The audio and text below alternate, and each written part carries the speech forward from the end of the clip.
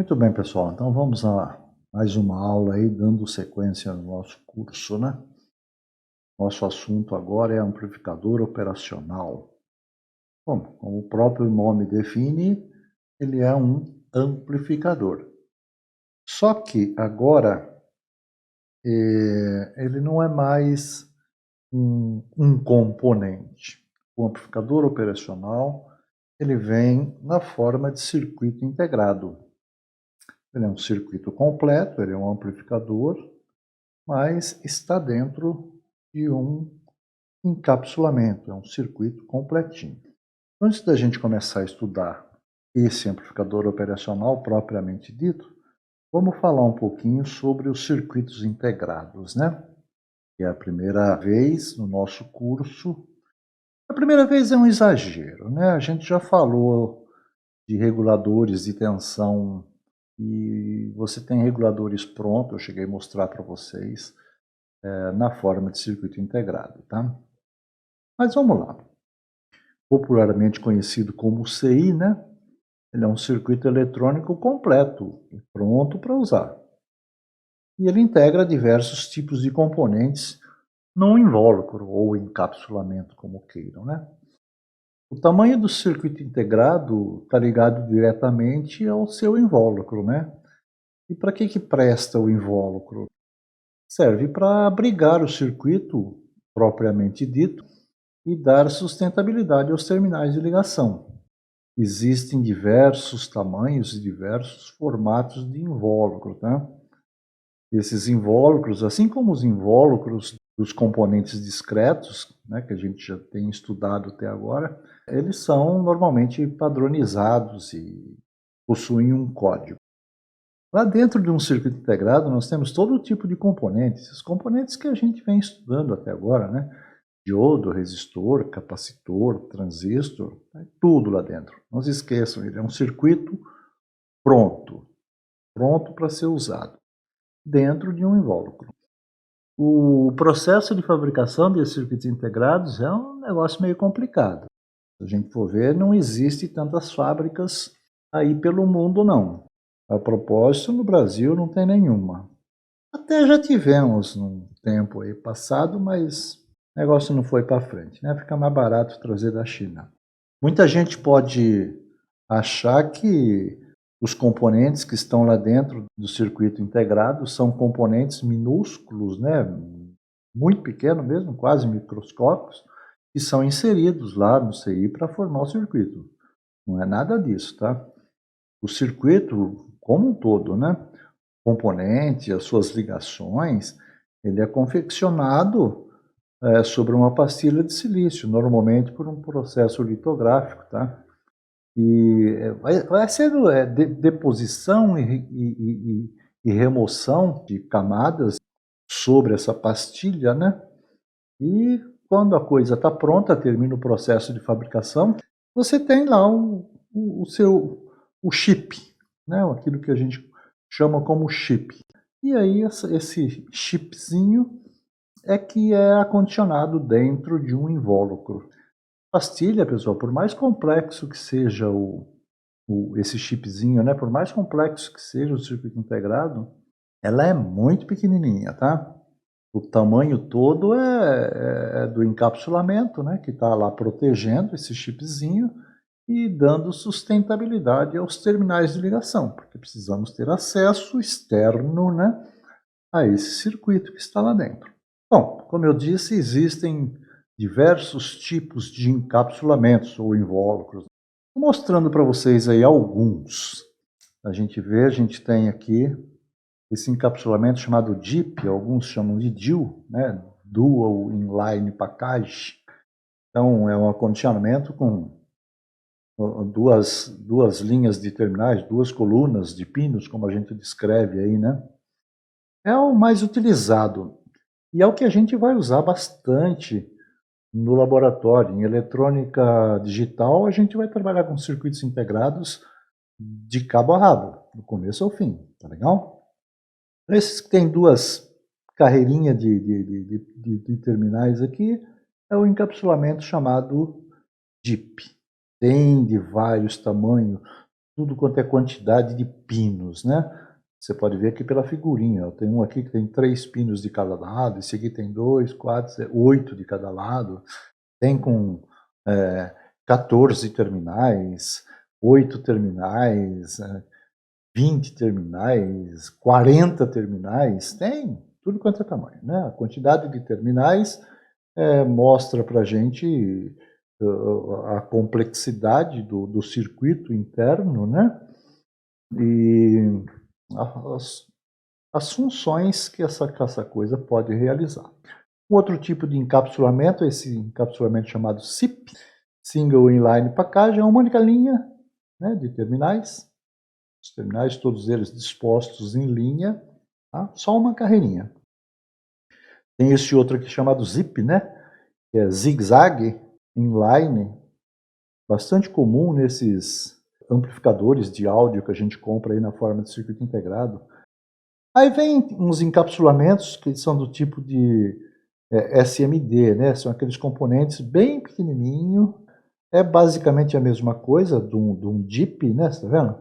Basicamente a mesma coisa, só que esse tipo de componente, a plaquinha ela não é furada. Esses aqui, as plaquinhas são furadas para que você encaixe nos furinhos e solde lá do outro lado, né? Esses aqui não, esses aqui eles são soldados, não precisa de furo.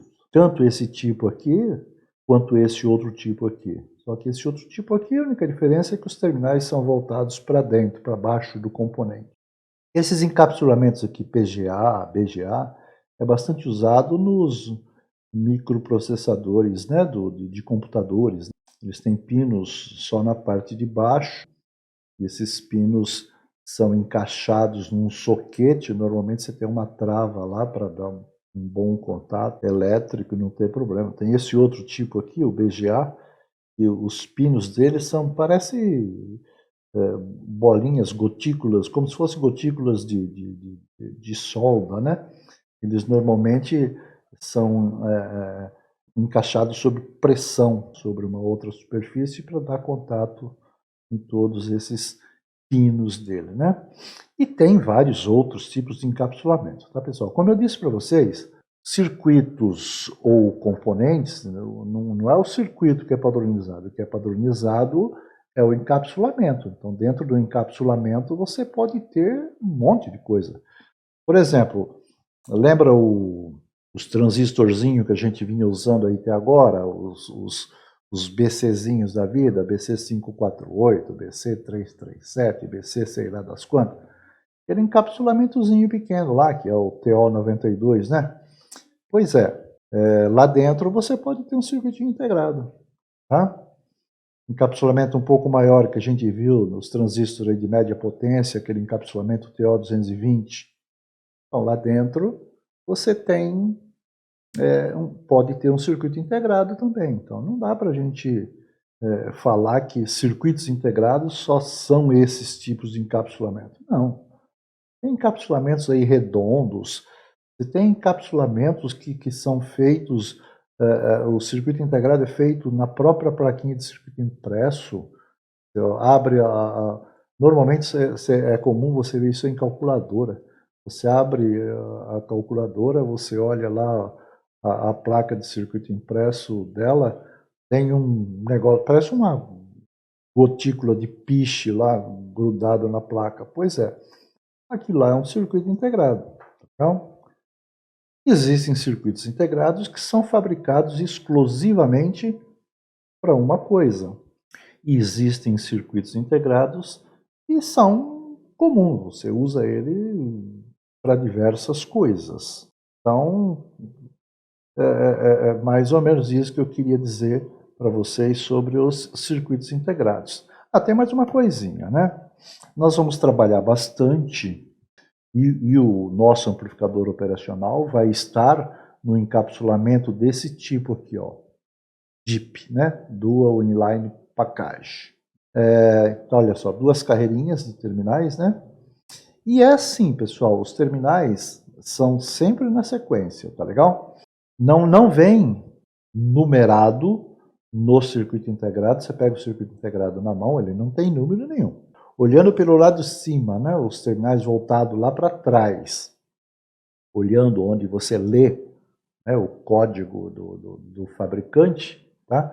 O fabricante do circuito integrado te dá umas dicas para você identificar esse circuito integrado. Por exemplo, no lado dele ele vai ter um chanfrado. Alguns só vai ter esse chanfradinho aqui. Ele é em baixo relevo, é bastante perceptível. Esse chanfrado aqui, isso aqui indica para a gente um posicionamento do CI, né? Para a gente poder identificar os terminais. Então, ele estando assim, por exemplo, na posição que ele está aqui. Esse primeiro pino aqui do lado de baixo é 1. Aí vai na sequência. Então, se esse aqui tem 16 terminais, de um lado tem 8, ó, de 1 a 8, aí segue no anti-horário, né? Aí vem de lá para cá, do 9 ao 16. Se ele tivesse 8 terminais, ele iria 1, 2, 3, 4, e do lado de lá 5, 6, 7, 8. Se tiver 40 terminais, do lado de baixo aqui vai de 1 a 20, e do lado de baixo, né, de trás para frente, vai do 21 até o 40, e assim por diante. Então, a forma mais comum é essa, tá? Esse chanfradinho aqui. Outros CIs, ao invés de trazer esse chanfradinho aqui, traz só uma bolinha, tá? Uma bolinha.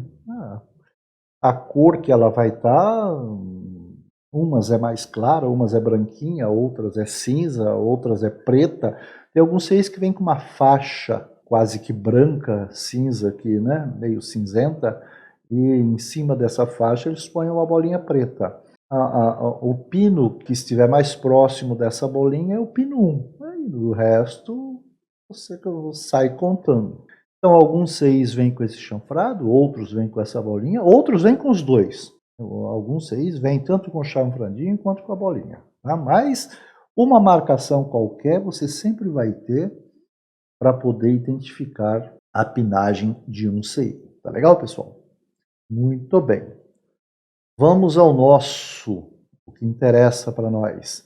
Nós vamos trabalhar com o amplificador operacional. Nós vamos estudar amplificador operacional em cima desse 741. Foi um dos primeiros amplificadores operacionais que saíram, mas continua sendo um dos mais usados até hoje. Depois desse aqui surgiu inúmeros outros tipos de amplificadores operacionais. Mas esse 41, ele é muito bom, ele é um amplificador de uso geral, um monte de lugar aí, você vai, quando se fala em amplificador operacional, fala-se normalmente nesse cara aqui. Mas, volto a falar, existem inúmeros outros circuitos integrados que são amplificadores operacionais. Muito bem, ele tem 8 terminais, né? Lá, como eu disse, olha, de 1 a 4, de 5 a 8, né? E a identificação dos terminais desse cara, você é obrigado a recorrer ao datasheet para saber o que é. Você vai saber identificar, você vai saber qual é o número do pino, mas o que aquele pino é. Aí quem vai te mostrar isso é o datasheet. Daqui a pouco eu vou mostrar o datasheet desse sujeito aqui. Existem, pessoal, diversos fabricantes. Então você pode pegar aqui, ó, esse aqui, fabricado pela Texas Instruments, né? Que é a gente fala comumente UA, mas é a letra grega, o Mi, né? A gente fala o A741. A Texas usa o A741, a Fairchild usa o A741, outros fabricantes usam SM741. Tem o prefixo que vem aqui na frente muda de fabricante para fabricante. Mas todos eles são compatíveis entre si. Eu posso tirar um UA741, colocar um SN741? Pode, tá legal? Pode sim. Então, e todos eles vão ter, os pinos vão ter a mesma função, tá legal? Então, pino 1, ajuste de offset, pino 2, entrada inversora, 3, entrada não inversora, 4, VCC negativo, alimentação negativa, 5, ajuste de offset de novo, pino 6 é a saída, pino 7, alimentação positiva, mais VCC, e o pino 8 não presta para nada, não conectado, tá? Nos manuais ele vem escrito lá NC. Então o pino 8 não tem função nenhuma, tá legal? Mas ele tá aí. Mas para quê? Se ele não presta para nada, ia ficar esquisito, né? 4 de um lado, 3 do outro, né? Então eles põem. Normalmente o pessoal até dá solda, não vai estar ligado em nada lá, a ilhazinha onde você vai soldar, né? Mas solda para dar uma estética melhor, dar uma melhor sustentabilidade e por aí afora, tá? O que é ajuste de offset, o que é entrada inversora, não inversora, a gente já vai falar daqui a pouco na explicação do circuito. Isso aqui eu tirei do manualzinho dele, né, do datasheet, são vários tipos de encapsulamento em que ele é comercializado, tá legal? O nosso é esse aqui, né, ó, com 8 terminais. O outro é exagero, né? Tem aqui com 14 terminais, mas continua tendo o mesmo número de pinos. A maioria dos pinos lá, NC, né? Não conectado, né? Por sorte, não conectado para gente em português fica NC. É a mesma coisa que em inglês, né? Porque em inglês seria not connected. Por isso que é NC também, tá? Mas isso aqui está tudo em inglês, né? Tudo bem? Muito bem. As várias formas que eles são encontrados por aí no mercado. Legal? Olha o diagrama interno dele. Esse, pessoal, esse CI é um dos poucos em que a gente tem acesso ao diagrama interno dele. Tá? Na maioria dos CIs, o cara não quer nem saber de te mostrar o que tem lá dentro. Aliás, na maioria das vezes é um segredo do fabricante. Isso não quer dizer que não tenha cara bom por aí, né? Alguns paizinhos aí de olho puxado que os caras não copiam o negócio, né? Eu estava lendo ontem notícias aí que o pessoal anda vendendo lá, os pessoal chinês lá, né? Tá vendendo os CIs da Intel lá, os i7 da vida, os processadores de computador aí, falsificados, bicho. O cara pega lá um Celeron da vida, do antigo pra cacete, e dá uma falsificada no bicho lá, fala que é um i7. Então, não é porque o cara não divulga que não tem gente que copia. Mas, normalmente, eles não fornecem, porque, na verdade, não precisa. Para que eu preciso disso aqui? Eu preciso saber o que cada um dos pinos dele fazem. Para você ter uma ideia, ele até te dá a quantidade de componentes que tem lá dentro do CIzinho, né? 22 transistores, 11 resistores, um diodo e um capacitor. E uns transistores esquisitos, tá vendo aqui, ó? Transistor multicoletor, né? Tem vários coletores, tá? É título de curiosidade, tá legal? Para a gente que vai usar o CI do amplificador operacional, isso aí não tem lá grande serventia, a não ser o cara que está fazendo altos estudos disso aí mesmo, né? Muito bom. Todo amplificador operacional que se presta, ele vai ter esses 5 pinos. 2 de alimentação, olha lá, mais VCC, menos VCC. Um pino de saída, um pino, duas entradas, né? Uma das entradas é uma tal de entrada inversora, a outra entrada é uma tal de entrada não inversora. O que cada um disso aí faz, a gente já vai falar, tá bom? Então, todos os amplificadores operacionais têm, no mínimo, esses 5 pinos. O que nós vamos estudar, você vai ver que ele tem mais 2. A gente já vai falar o porquê. A gente viu lá, quando a gente mostrou aqui para vocês, que ele tem 8 pinos, dos quais 7 são usados, né? Então, se eu estou falando para vocês que 5 todos têm, esse nosso aí tem mais 2 e serve para alguma coisa, tá legal? Os amplificadores operacionais, pessoal, eles são alimentados por fonte simétrica, aquela que tem positivo, comum, que é o 0, e negativo, tá? Então, eles são alimentados por fonte simétrica. Tem algumas poucas aplicações aí que dá até para a gente alimentar ele com uma fonte normal, mas para ele fazer tudo aquilo que ele se destina a fazer, ele tem que ser alimentado com uma fonte simétrica, tá bom? Note que nele, no amplificador operacional em si, eu não ligo o terra, né? Dessa fonte, o comum, tá? Não ligo o comum. Isso não quer dizer que a gente não vá usar.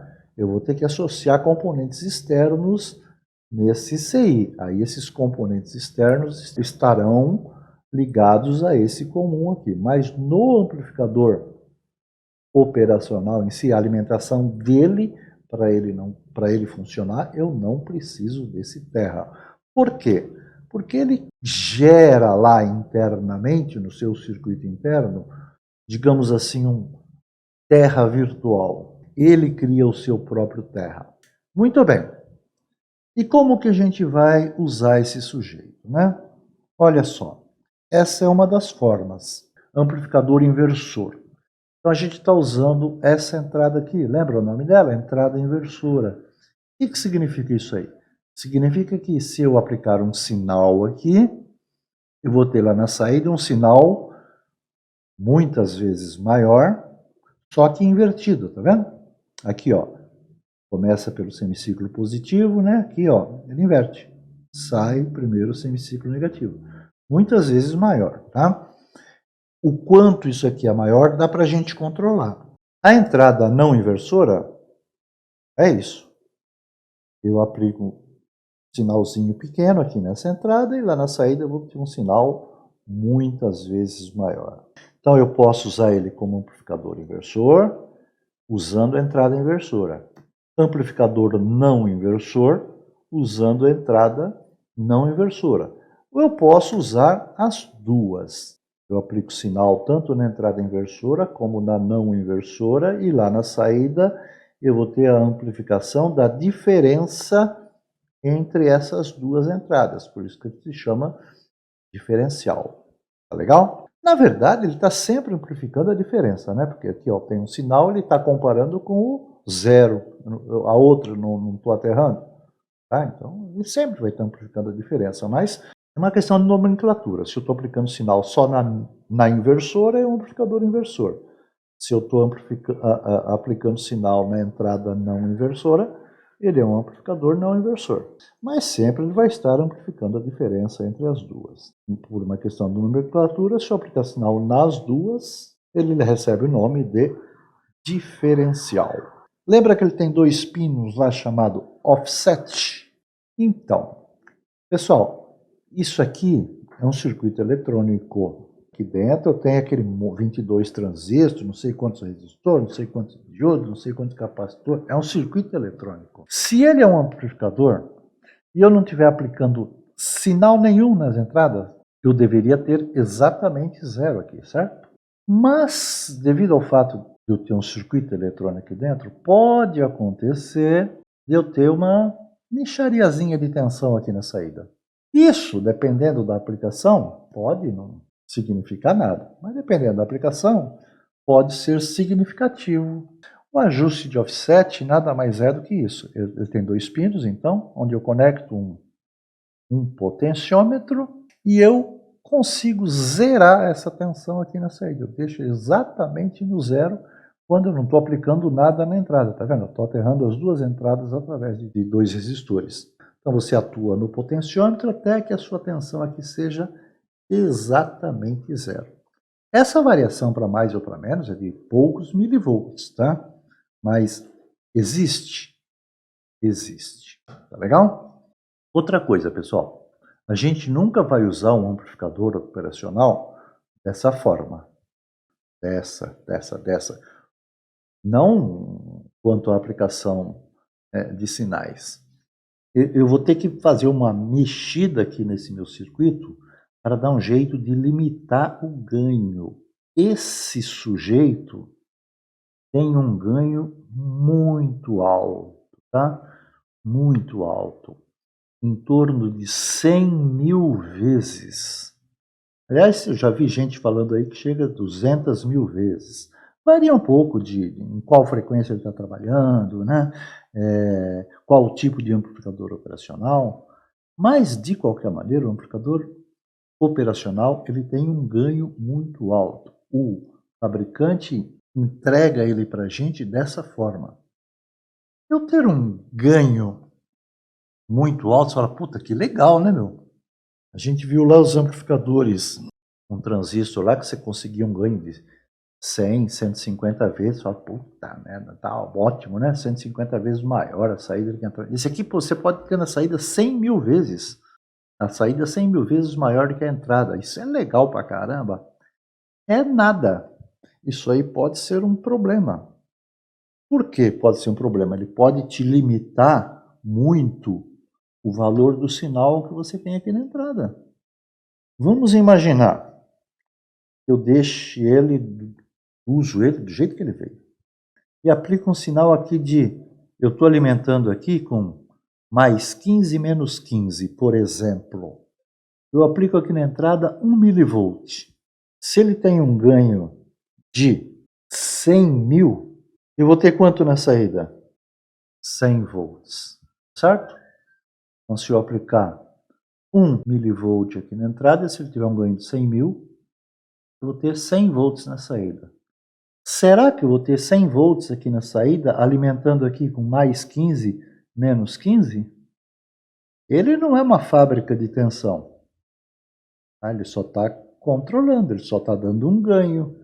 Nunca eu vou ter aqui na saída um valor maior do que o valor da tensão de alimentação. Tá certo?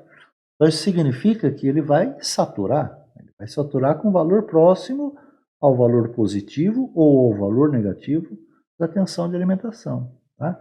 Eu trabalhar com ganho muito grande me limita muito os valores que eu vou aplicar aqui na entrada.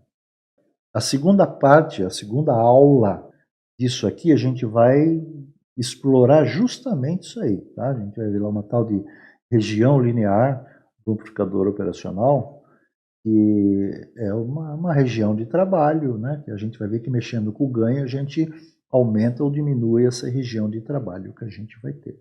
Para evitar esse inconveniente, a gente usa então uma realimentação negativa. A gente vai aprender, inclusive, a calcular esses resistores aqui, né?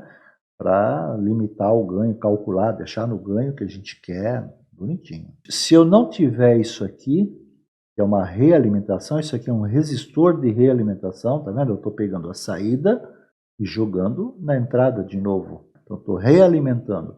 Isso aí me proporciona uma limitação de ganho e eu estabeleço o ganho que eu quiser. Então, eu consigo ir desde um ganho unitário, o que entra, sai, até o ganho que ele vem quando a gente trabalha assim, dessa forma. Se eu trabalhar dessa forma, eu estou falando que eu estou trabalhando em malha aberta. Quando eu não tenho realimentação, eu estou em malha aberta. Dificilmente você vai trabalhar em malha aberta. Sempre a gente vai trabalhar com realimentação. Realimentação para limitar o ganho. Senão, não tenho faixa de valores que eu possa aplicar aqui na entrada, eu vou ficar muito limitado. Muito bem.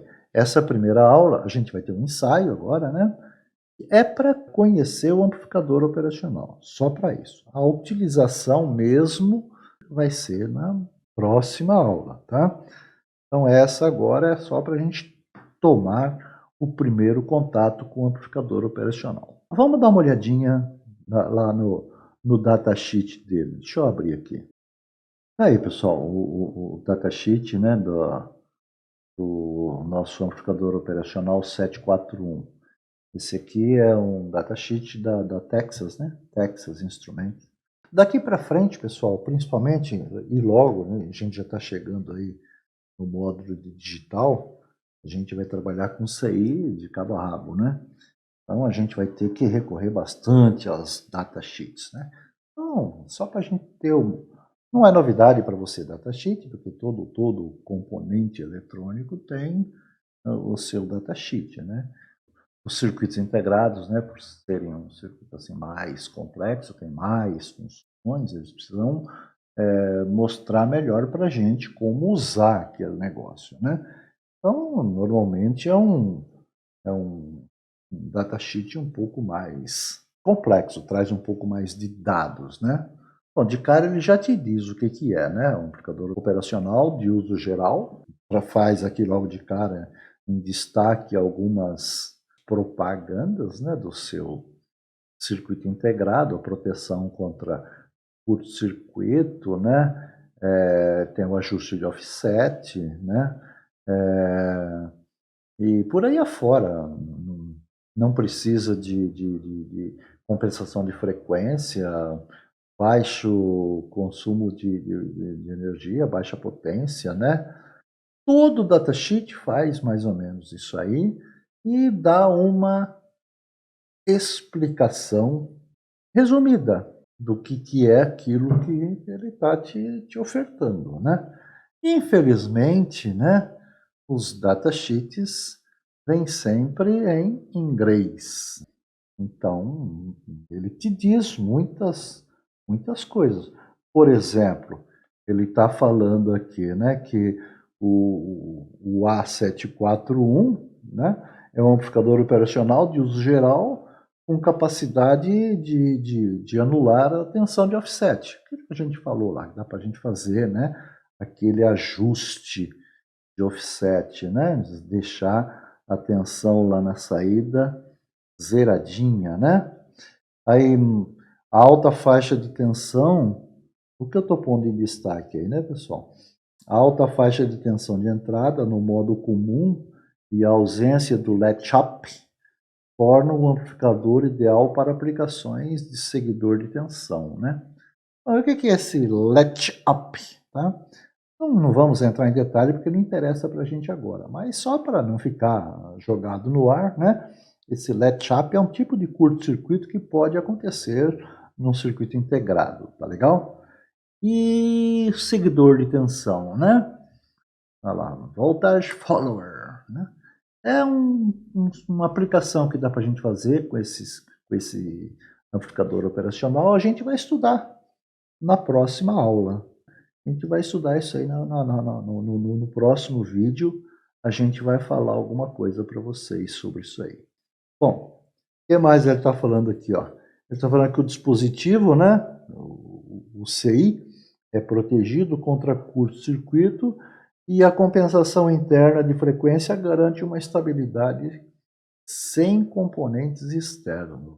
Né? Então, só o circuito interno dele mesmo já faz tudo isso aí. Estou fazendo uma tradução assim meia livre, tá, pessoal? Não é que eu sou bom em inglês, não, tá? Se botar eu para conversar com alguém, vou ficar gaguejando, né?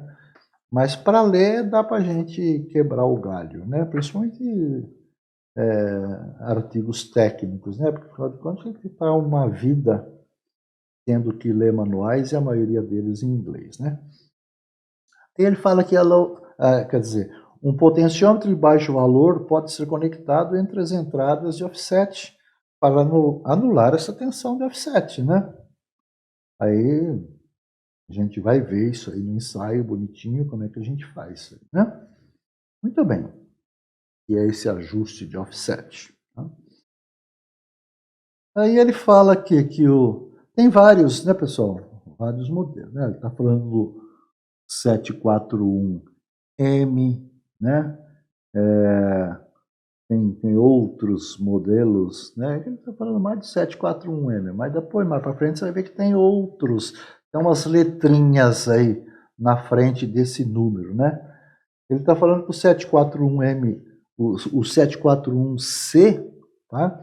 Ele é caracterizado, é indicado para operação na faixa de 0 a 70 graus Celsius. Aí você tem o mesmo 741, a pinagem é a mesma, bate 100%, o que um faz, o outro faz. Mas aí vem ó, o 741I, né? É indicado para operar numa faixa de temperatura que vai de menos 40 graus até 85 graus positivos. E o 741, aqui é o M, né? 741M. Olha lá, o 741M, ele é indicado para operação, eles chamam de militar, pessoal. Esse militar, né?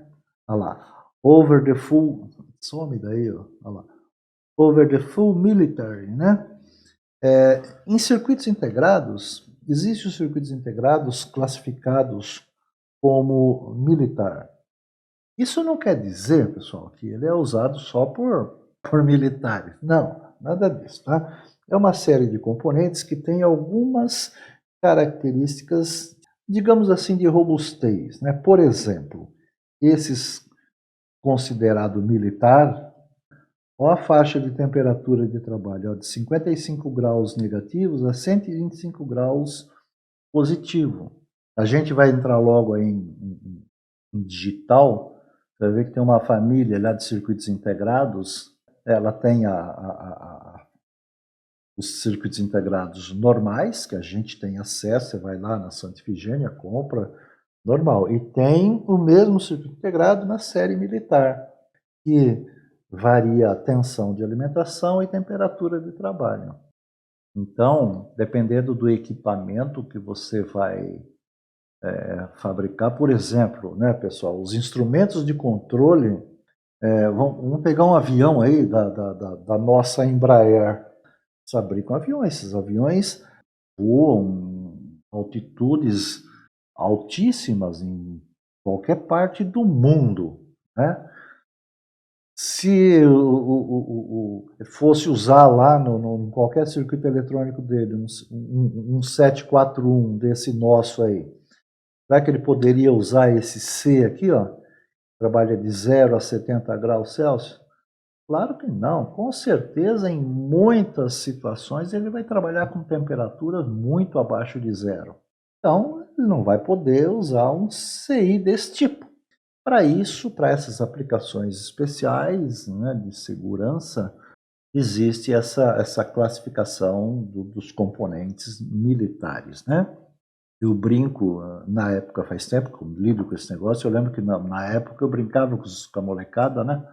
Eu falava, já pensou na época da Guerra do Golfo lá, muitos de vocês que são novos nem lembram desse negócio, né? Se o armamento americano lá fosse feito com CIs normais, eles não iam acertar um tiro, né? E a gente via que a precisão deles era certeira, né? Era mostrado na televisão, você via a bomba assim teleguiada, caía com uma precisão extrema, lançada de quilômetros de distância, né? Se estivesse usando lá nos equipamentos de controle de lançamento desse negócio, os CIs normais, pô, lá no Golfo, e de dia a temperatura é quase 50 graus positivo, de noite é 40 negativo, você já pensou? Né? Não ia acertar um tiro, jogar dinheiro fora, né? Então, toda essa brincadeira é só para ilustrar o que é esse uso militar aí, tá legal? Então tá aí, ó. Aqueles desenhos que eu pus lá na apresentação, eu tirei daqui, né? E joguei lá o circuito, aqui ele dá os 5 pinos principais lá, lembra? Todo amplificador operacional tem que ter. Aí ele vem, ó, 741CD, 741ID, 741CPW, CPI, PMU, tem vários tipos, 741Y, né? As temperaturas de trabalho dele, né? Tipo de encapsulamento, né? Aqui o diagrama, aquele diagraminha que eu mostrei para vocês, tirei daqui também, né? Do esquemático, tá? Muito bem. E aí ele vem, aqui ele dá para a gente também Boundpedia Sigmen. Se a gente fosse traduzir isso aqui no pé da letra, daria atribuições da almofada, né? Nada a ver, o inglês engana a gente pra caramba, né? Na verdade, ele está dando aqui para a gente os atributos, os dados, né? Da pastilha. A pastilha, ele dá até medida aqui, ó. Medidas aqui são em mils, que é milésimos de polegada, né? Ó, os pinos, tal, as camadas internas lá do chipzinho. Interessa isso aí para a gente usar o componente? Claro que não, né? Mas ele dá, informa. O que interessa mesmo para a gente são as características elétricas que ele fornece para a gente, né? Olha lá, a tensão de alimentação, o 741C, alimentação positiva, né? E aqui é a alimentação negativa, ó. Mais 18, menos 18, o I de mais 22 a menos 22, o M, é uma coisa, né? Todas as características elétricas, temperaturas, tá vendo? Um monte de informações que a gente precisar. A dissipação de potência, a tabela de dissipação de potência e por aí fora. Ele dá outras tabelas, porque pode ter uma tabela para um ou dois tipos, né, de circuito que ele vende, e Um outro tipo pode ter alguma característica diferente, ele fornece essa outra tabela e por aí afora, tá? Então, só para você ter uma ideia, vai ser sempre assim os datasheets que a gente vai usar por aí, tá? Características elétricas, tá vendo? Tá? Bastante. Alguns, eles te dão até sugestões de circuitinhos para utilização, outra coisa. Informações sobre parâmetros de medidas, tá? Aplicações, né? Como fazer o ajuste de offset, a título de curiosidade. Há curvas características, várias curvas características, toda datasheet traz isso, né? As curvas características, sempre alguma coisa em função de outra. Né? E é isso. Normalmente um datasheet, aí vem os dizeres legais, né?